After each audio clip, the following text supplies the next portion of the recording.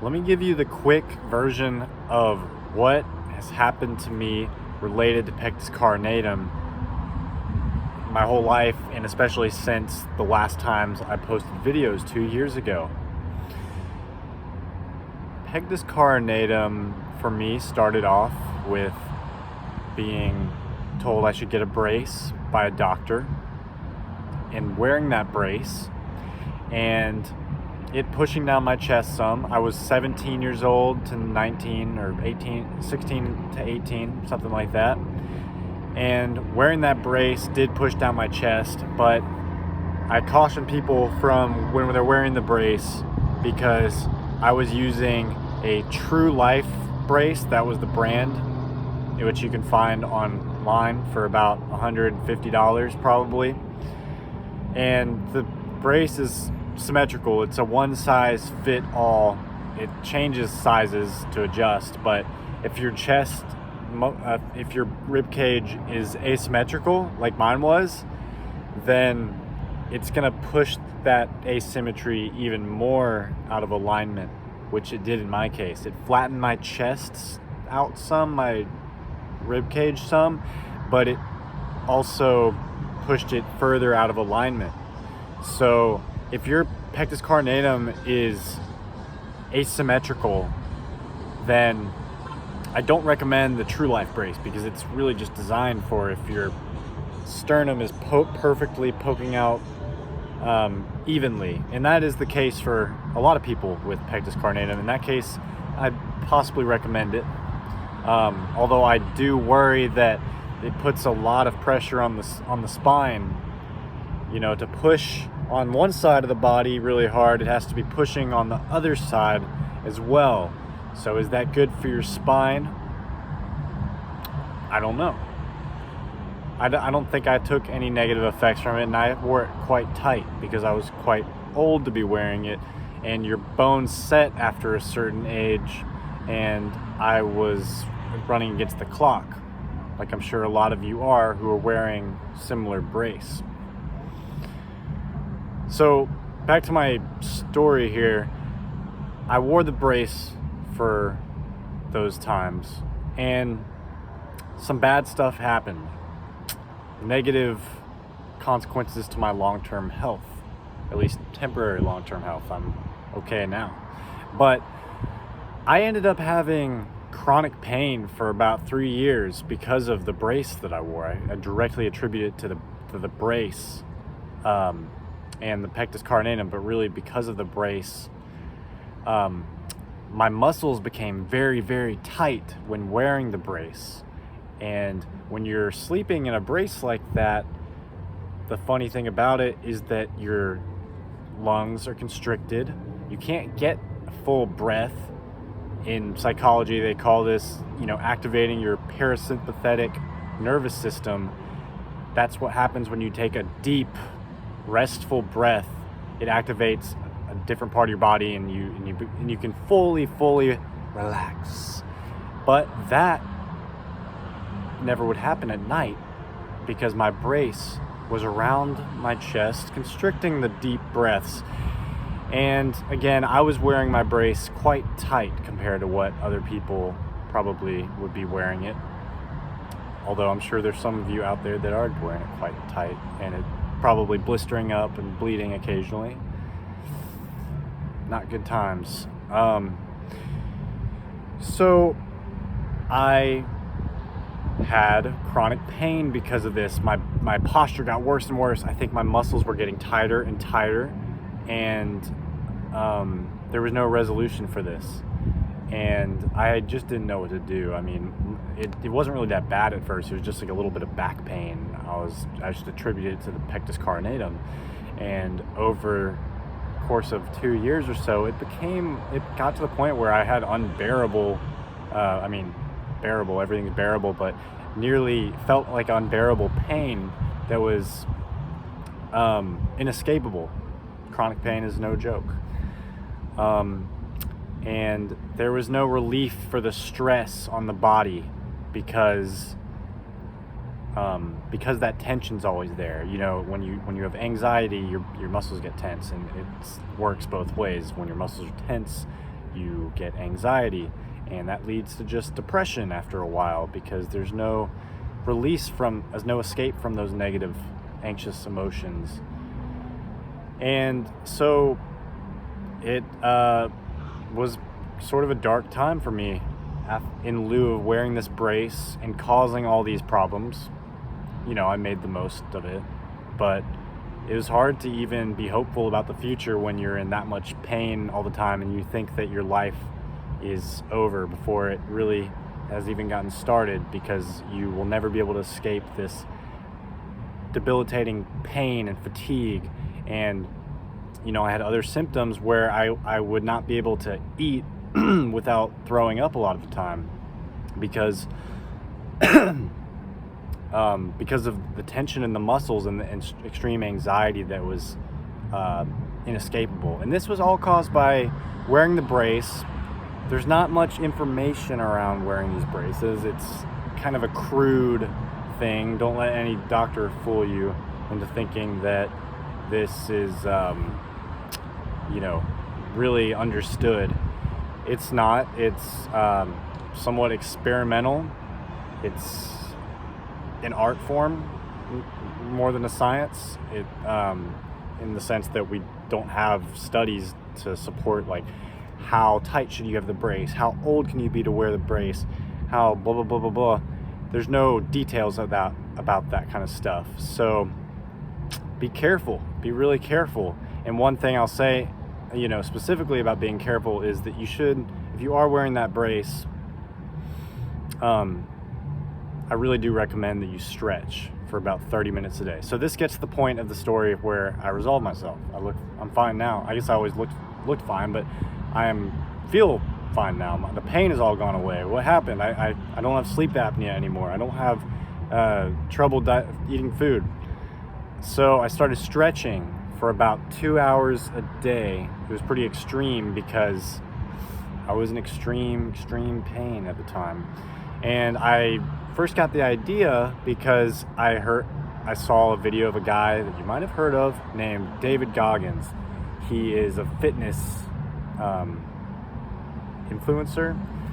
He's a really inspiring fitness guy, but he had a really traumatic childhood where he had a lot of trauma and his dad was very violent. So because of that, his muscles got very tense at a very young age, and that tension was never released. Particularly in the psoas muscle. I'm trying to show that it's the psoas muscle. It's the one muscle that connects your upper body to your lower body. Supposedly, I'm not a doctor, but people do say that.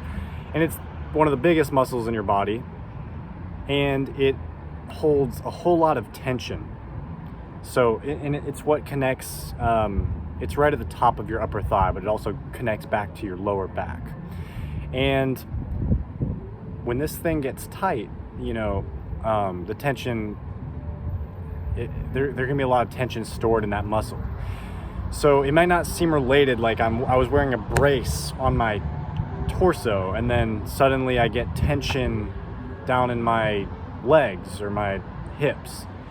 But it's all related because the tension just stores in your body. It's weird how the body works like that. You can ask any massage therapist. Sometimes you have to massage their toe and it somehow cures their neck or whatever.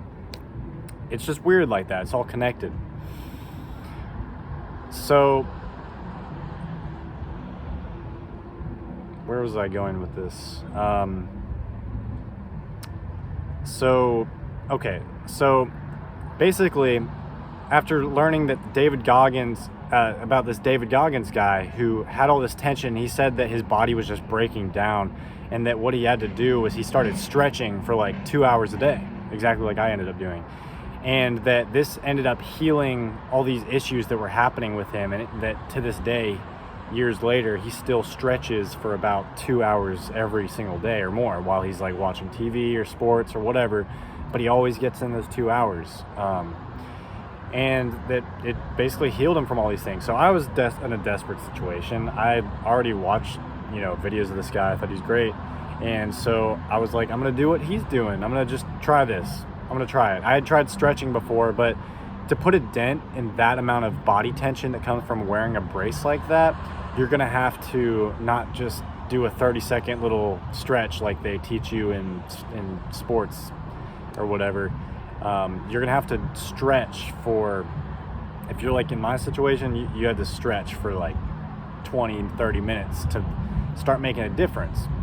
So anyway, I started doing a stretch called the couch stretch for the psoas muscle. I'd have to show that in another video, or you can look that one up. But it's a really powerful stretch to start targeting that psoas muscle, which again, it connects your lower body, your upper body. It's your upper back, your lower back to your upper thighs, and it is hugely important in storing a lot of tension. So it's a great muscle to start targeting if you're trying to just stretch yourself out. And I started stretching just all kinds of things. I've realized the shoulder muscles and pecs were pretty tight too. That was another big part. And you know, at this point I've stretched just about every muscle you could even imagine. Probably you don't even know you have these muscles. I don't either. So I did that for every day for probably 6 months, and then things were really changing. Like the ice was starting to melt, this hardness, this tension, my posture started opening up.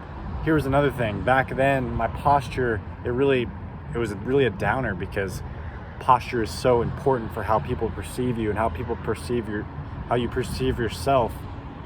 And it's a huge limitation, more than any kind of like physical look or physical deformity. Posture is one of the most important things in terms of looks, because it's how humans naturally convey their confidence and their dominance instinctually. So I was really down about not being able to even stand up with my posture like normal, and that was because of all the tension and all the aforementioned things. And so as I began to stretch for 2 hours every day, my posture began to open up. I'd be able to do things with my body I couldn't do before, and it was just incredible. And yet I was still in pain. Sometimes I would have to go through some amount of pain or stretching a little bit would actually add more pain for a couple days, and then I would get used to that, and then I would feel less pain overall. And it was kind of 2 steps forward, 1 step back kind of thing. And I don't know if this is relatable. It's quite an extreme situation, but it is what can happen if you, from wearing a Pectus Carinatum brace. So I think it's important to mention. Maybe I'm going into too many details here. But so I started stretching, and over the course of 6 months to a year now, I think I'm about a year out. Now the body pain has gone to 0 for 95% of the time. Occasionally I have a little tinge of back pain or whatever, but it's continually getting even better because I still stretch for an hour a day or more. And if you are wearing the brace right now, don't let it get to this point. I don't claim that this will happen to everyone who wore the brace. It's partially because of the brace that I wore being pushing my chest more out of alignment, because it was a symmetrical brace on an asymmetrical case of Pectus Carinatum. And also I was wearing the brace very tight. I also had a lot of stressful things going on in my life at the time. And also I didn't currently have a routine of stretching on a regular basis. So all these things contributed to making my body super, super tense, that then led to all these health issues. So if you're wearing the brace now, I don't know if any doctor even mentions this, but really I really recommend you stretch for like 30 minutes a day. Just stretch whatever, stretch your big muscle groups, especially the psoas and your pecs and your shoulders and your posterior chain. Make sure you can do a deep squat, a deep resting squat. Do dead hangs. That's great for your shoulders and all that. Do stuff for your neck, like the front of your neck and the back of your neck, like do that, and whatever. But I do recommend that. So anyway, that's the story of relating to Pectus Carinatum of the past however long. Last time when I was making videos before, I had, like I said, a little tinge of pain, but I was much more concerned about, I didn't know that all the health repercussions that were to come, and it was really a terrifying experience because I didn't know if I'd ever be able to come out of that. Luckily, stretching did cure it, and it wasn't a permanent structural issue causing all this pain. It was just circumstantial because of how tight my muscles have gotten and horrible movement patterns and stuff like that because of all how it spiraled out of control. So that is sort of an update. And I also want to answer some of the common questions. I tried to answer a lot of the comments by just typing, but I want to try to address just right here off the top of my head some of the most common questions that I see over and over. And I completely understand why you'd ask them because there's very little information on the internet. Even though it's not that rare of a condition, I think it's like 1 in every 400 people. It's still, maybe I'm getting that mixed up with pectus excavatum, but there is a significant portion of the world that has this condition, and yet it's not talked about much. It's not that well understood, and especially relating to bracing, because I don't think that's been a thing for many, many decades. So I'm hoping to shed some light on that and prevent people from going to the same rabbit holes I have. Also, I hope to be able to help people mentally dealing with this situation, because for the 90% of people, you're not going to have 99% of people, or whatever, 90%, you're not going to have all these physical pain issues that I had to nearly the same degree. You might have a little back pain like most people in the country or whatever, especially if you don't stretch. But 99% of your, I'm throwing a lot of numbers out here, but 99% of your issues are going to likely be related to appearance and to your mental, just mentally, in terms of how you perceive other people perceiving you, and your confidence and what you focus on, feeling inferior because of just looking different. And there's a lot of strategies that I've learned to deal with these things and to make myself not see it like that, and to be able to, the key thing is to define your self-esteem by things that are within your control, not things that are largely not within your control, like your looks. It's more productive to base your own value and esteem and have pride in things that are heavily within your control, like I'm hardworking, I'm empathetic, I'm knowledgeable, whatever. You get the idea. Things that you can be proud of that are productive because they're in your control. And whatever you are proud about and whatever you naturally base your self-esteem on is what you're going to naturally develop skills in, what you're going to focus on. And you're going to be bummed out if you're not meeting a high level of that. And if you're you're just telling yourself, oh, you're so good looking, oh, that's great, I'm so good looking, I'm not ugly, that kind of thing. I'm not saying that you are ugly or that you are good looking. I'm saying you shouldn't care. You should try not to care as much as possible. It's impossible to not fully care because society places such a large emphasis on looks, and it just inherently has some value. But as much as possible, I recommend trying to value yourself and try and just ignore looks altogether. I'm not saying ignore fitness. I'm not saying ignore being active and fit and dressing well or whatever, but just ignore looks. But there are a lot of different subtopics I'm branching off into in this video. Let me try and answer some of the common questions now. One of the common questions that I receive in the comments relates to bracing. Can I brace? I'm this age. Is it too late for me to brace? Where did you get your brace?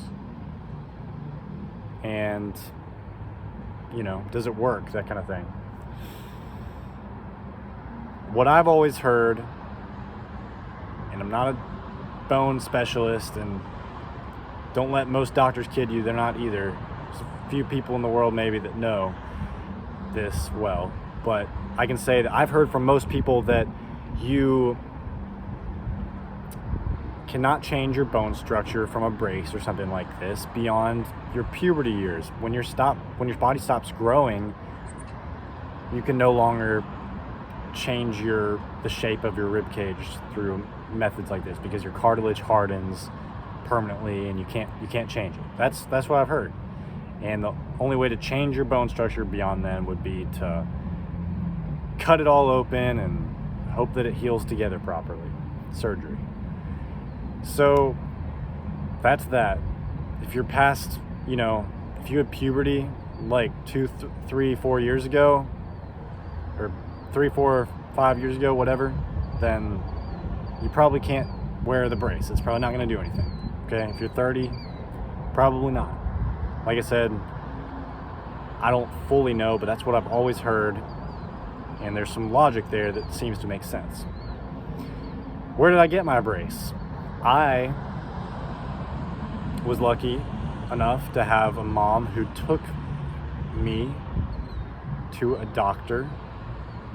I think actually I was just at my primary physician, my checkup once a year doctor, and it came up that my chest was growing differently or whatever, and she probably said, "Oh, that's this condition I know of, Pectus Carinatum.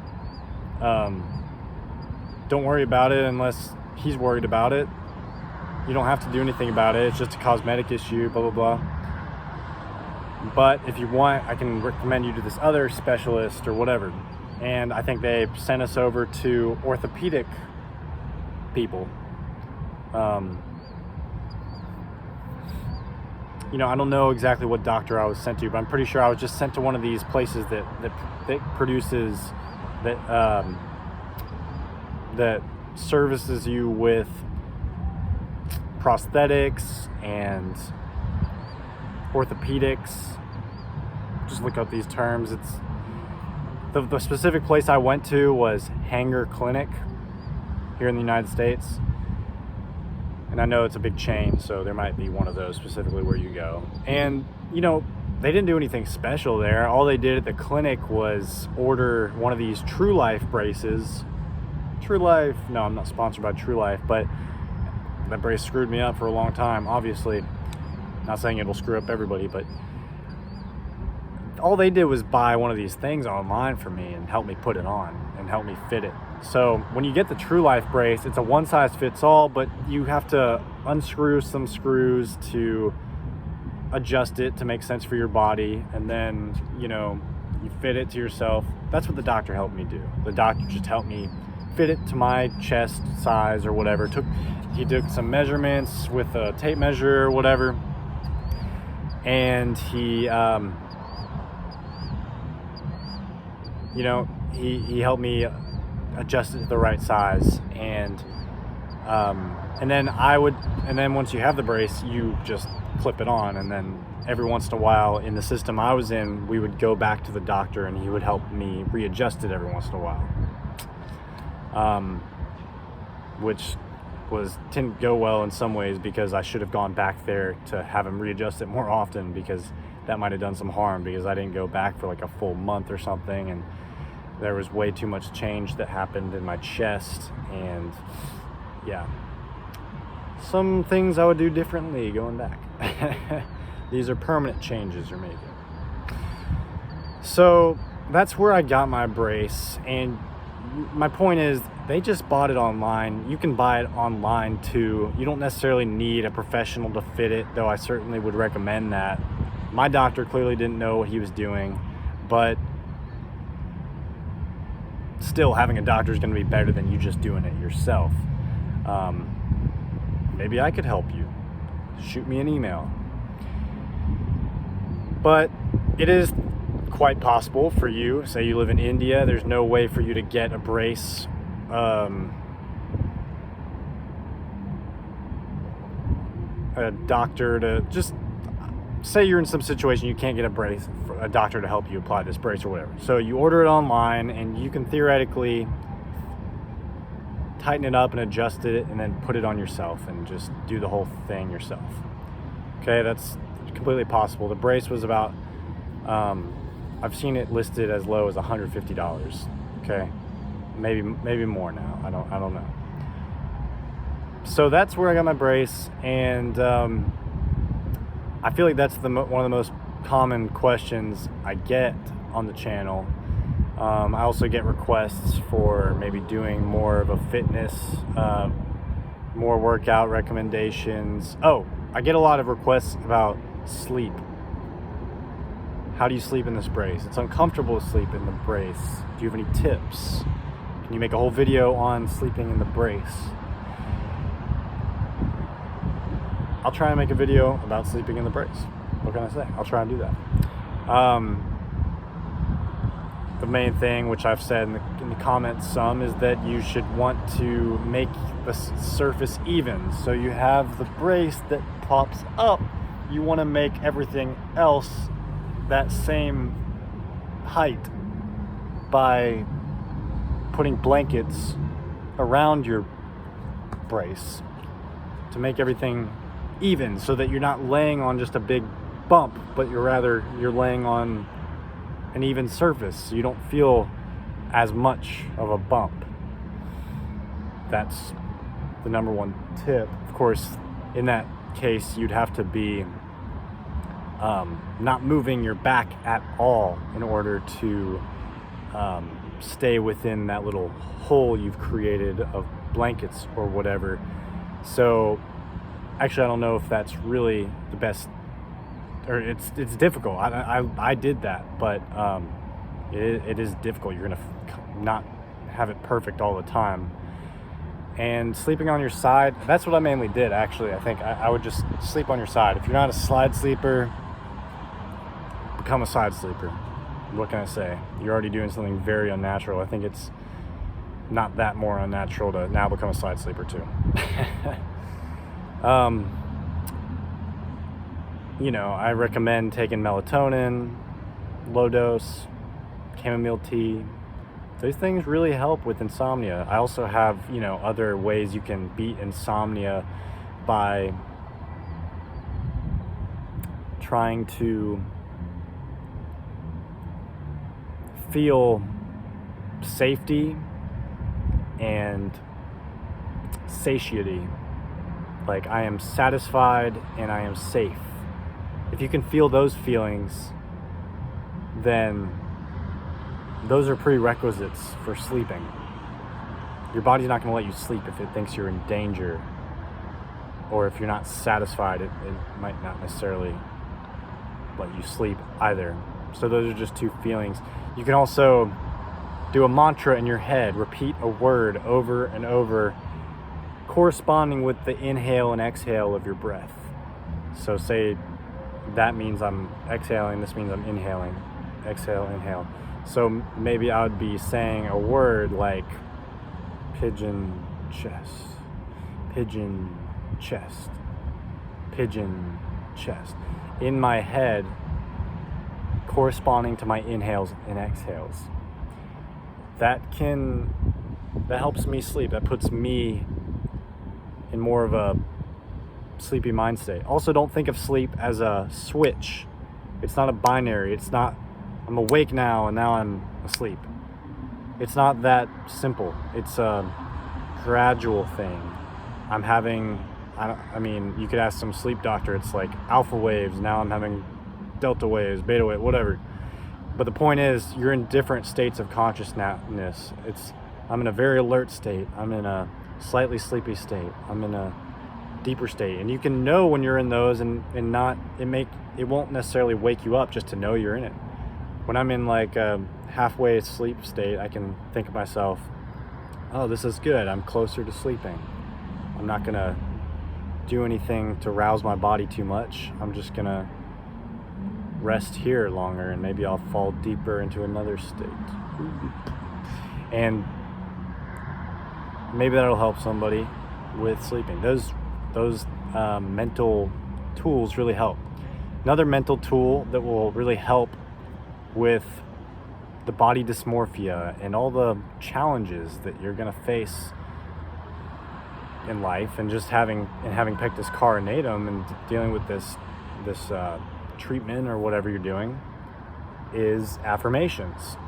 It may seem new agey or some hokey thing, but when you use certain affirmations, you can reinforce thought patterns. You can rewrite over old thought patterns. And again, I'm going on another subtopic tangent here. Let me see. I think I covered two of the main themes of questions I get: sleep and brace, or sleep with brace, and then is it too late to brace kind of thing. And some people are just requesting that I make more videos. Well, here I am. I'm making another video, and I'm going to continue to make some more videos here because obviously this is an unsolved problem, and I don't want anyone to deal with the years of chronic pain or have all the really difficult thought patterns of body dysmorphia that me and plenty of other people have experienced that are really difficult to overwrite, which you can, but the more years you go through having these thought patterns, harder it is to overcome those habits, develop new habits. I do have a tool. I'm going to plug my software tool I have that can help you rewire your brain through journaling. Journaling is another very important tool for organizing your life and rewiring your thought patterns. So I'll put a link in the description for a little journaling service that can help you rewire your brain. Now, I think I've covered some of the most common questions, although maybe not all. Maybe I missed a lot of the most common ones. And now I'll talk about what I intend to do in the future, which is I intend to maybe work full time on fixing this problem until it's fixed. And by fixed, I mean there's enough knowledge resources out there where people can successfully and healthily as possible navigate this diagnosis, this situation you might find yourself in right now, which you might call pectus carinatum, and help you see through to a very good result in your life, mentally, physically, and not be negatively affected by this condition, but rather to have it be a great blessing in your life. That may seem ridiculous, but to me, having pectus carinatum has been probably one of the biggest blessings in my life. And that's mainly because of all the challenges that I've had to overcome because of it, which have made me a lot stronger. It's pretty cliche, I know. It's like the person who gets their arm bit off by a shark and suddenly they're more grateful. But it really does happen, especially the chronic pain aspect. If you live with chronic pain and you long for a day when you could not feel that pain for so many years, then if it finally happens, it's kind of miraculous, and it really makes you appreciate just the basic, screw it. If I look, when my body was in that much pain, it was like, I'm okay with looking like, I thought I looked like a freak at the time. I was like, I don't care if I look like a freak. I don't care if I look different. That's all overcomable. That's all just mental. Any pain that I could feel from that is all just mental. This physical chronic pain, there's no escaping it. You can't do anything.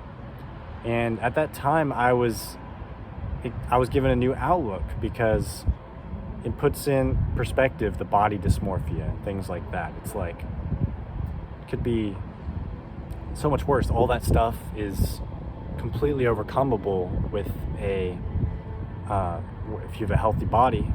You can just rebrand yourself as someone who has pectus carinatum and realize that it's not really that big of a deal. Redefine your self-esteem by things that are not within the category of looks, because it's a waste of time anyway. So because of pectus carinatum and all the pain that I endured because of it, and even like the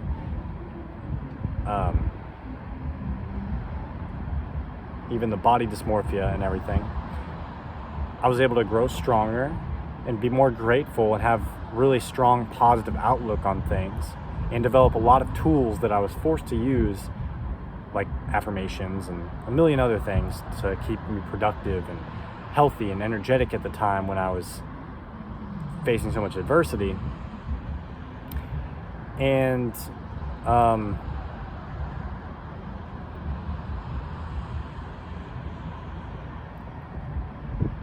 I can't remember what other thing I was going to say, but it can be a great blessing if you treat it like it. Oh, and the fact that it made me realize the very important thing of I need to choose what I define my self-esteem by, and choose to define it by things I want to grow into and that really make sense to grow into. And, that's something I was talking about earlier, basically just not defining myself by just looks, saying, I could look like Quasimodo or Brad Pitt. It wouldn't make a difference to how I feel about myself or how I try to feel about myself. I define myself by my efforts. I define myself by what's in my control. And I got this largely from, there's a UFC fighter. I'm really into martial arts. There was a UFC fighter named Ben Askren. He's one of the greatest wrestlers of all time. And he's a great sports psychology guru. He was a great coach also, and he knows a lot about sports psychology. His big thing that he said he could write a book about it, is to not attach your ego to the results, but rather to attach your ego to the efforts. Attach your ego to the efforts, not the results. And that's exactly the same principle I'm talking about right now. Basically, like in sports psychology context, if you have a fight one time and you win that fight, don't get super proud about winning. Get proud about the efforts that you put in. Regardless if you win or lose, be proud of the efforts, because that's the part that you control. Or not just the efforts before the match, but the efforts you put in during the match. Basically just focusing on the parts that you can control, not the result. Because here's a better example. If you're playing basketball and you're focusing just on when it goes into the basket, then basically you're not focusing on the actual stroke that put it in the basket. Maybe I'm using bad examples and it's making it not make sense, but the general principle of attaching your ego, attaching your self-esteem, attaching your confidence and your pride to your efforts and things heavily within your control, versus things that are not within your control, like your bone structure, let's say, random example, is a really, really, really positive takeaway. And just having that takeaway from having pectus carinatum and actually taking that seriously, which this might force you to take it seriously, because you'll be confronted with the body dysmorphia. I mean, you won't necessarily, but if you're watching this channel, you might have felt insecure and the body dysmorphia about it, and that will propel you into that mindset naturally. So developing that mindset I was just talking about, attaching your ego to the efforts, not the results, could easily make having pectus carinatum worth it, make it a net positive situation to have occurred, and therefore something to be grateful for and something to wish for. Some people also say pectus carinatum is great because it makes you more likely to live an active and fit lifestyle and to have a healthy body and stuff like that. It's probably true for for people who have that option to work out and be healthy and fit, they might be more likely to do that because they are insecure about a bodily difference and that their sternum is sticking out, and they want to cover that with muscles on their pecs and whatever, all that kind of stuff. And so that they end up having a very active lifestyle directly related to having pectus carinatum. Maybe they're more active because they had pectus carinatum than they would have been otherwise. And being active is such an important thing that could easily make it worth it, and as a net positive, to have had pectus carinatum. So, these are just great ways to look at the situation, because it's a positive way that makes you feel good, and it's practical. It's kind of self-explanatory. And that'll conclude this very long video. As you can see, it's gotten dark over the course of this video. You can see the very beautiful skylight of Austin, Texas back there. Skyline, I just said skylight. That concludes this video. If you made it this far, usual YouTube stuff. Subscribe, like the video, leave me a comment. If you want to talk, if you want personal coaching, that's another thing I was going to say. I am now offering personal coaching, wellness coaching, I'm calling it. It's fitness, but it's also going to be all the mental stuff I've discussed. Also just general consulting about the brace and other options related to pectus carinatum. I've been there. I've done it all. I've experienced the worst of it, as well as a great situation now. And I've done that through replicable strategies that I could teach someone quite easily. And I'm eager to do that. And again, like I said, I'm trying to make this my full-time job to solve this problem until I think it's solved, which means that there's enough information out there where people aren't, coming into this blind, and they can not make a situation that can almost end their life because it can be so bad for their body. So that concludes this video.